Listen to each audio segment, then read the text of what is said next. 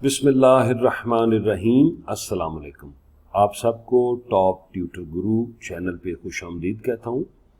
हमारा आज का टॉपिक है what is core banking. Core banking refers to network bank branches services, या दूसरे लफ्जों में इसको मैं अम्ब्रेला टर्म के नाम पे भी लेता हूँ। It is a back and system, ये बैक एंड सिस्टम होता है that processes deposit, loan, credit transactions daily across bank branches and updates immediately।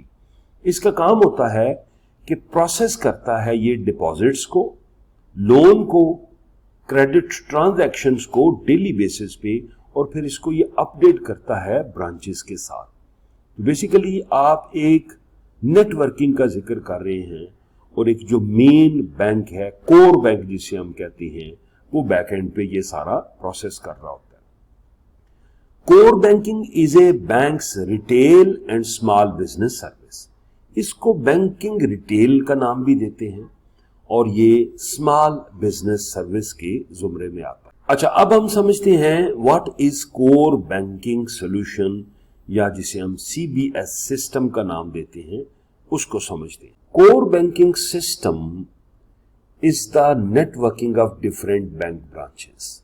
इस बात को आपने समझना है कि मुख्तलिफ जो बैंक्स हैं उनकी ब्रांचेस की नेटवर्किंग को कोर बैंकिंग सिस्टम का हम नाम देते हैं। और कोई भी कस्टमर जो CBS को यूज करता है, वो दुनिया में किसी भी जगह पे अगर मुतलका बैंक की ब्रांच मौजूद है तो उससे वो अपनी ट्रांजैक्शन कर सकता है, पेमेंट ड्रॉ कर सकता है और डिपॉजिट करा सकता है। और ये हम कह सकते हैं कि जो कस्टमर होता है वो ब्रांच का कस्टमर नहीं होता।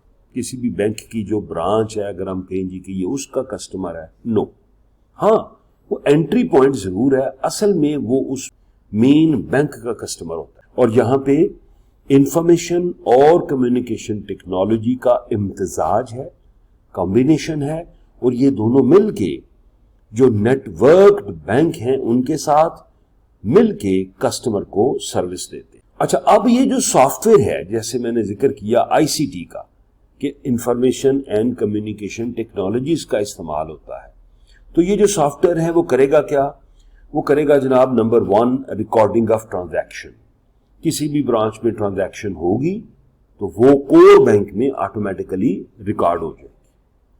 फिर मेंटेनेंस ऑफ पासबुक्स, और जो अकाउंट्स की बुक्स हैं या पासबुक्स हैं उनके ऊपर कोई भी एक्टिविटी होगी ब्रांच के थ्रू तो वो कोर बैंक में ऑटोमेटिकली रिफ्लेक्ट हो जाएगी। पॉइंट नंबर 3 है जनाब, calculation of interest on loans and deposits. जाहिर है आपके जो कस्टमर है वो बैंक में अपनी अमाउंट रखेगा, कुछ फिक्स डिपॉजिट करवाते हैं, कुछ ऐसे रनिंग में रखते हैं, तो उसके ऊपर एक इंटरेस्ट रेट लगता है।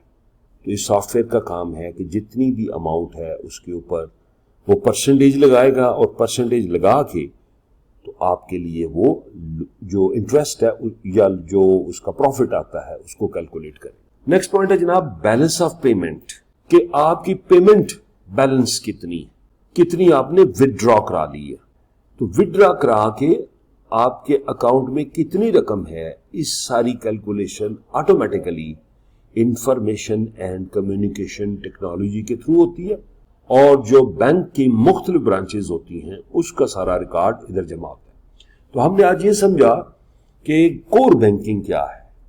अगर इसको हम सादा अल्फाज में देखें तो कोर बैंकिंग से मुराद एक ऐसा सेंट्रल बैंक जो तमाम ब्रांचेस हैं उनको कंट्रोल करता है, और जो भी ब्रांचेस में ट्रांजैक्शंस होती हैं, कोई भी काम होता है, फौरी उसका रिकॉर्ड कोर बैंक में चला जाता है। मुझे उम्मीद है आज का कॉन्सेप्ट आपको समझ आया है। वीडियो को सब्सक्राइब और लाइक करना ना भूलें। अल्लाह हाफ़िज़।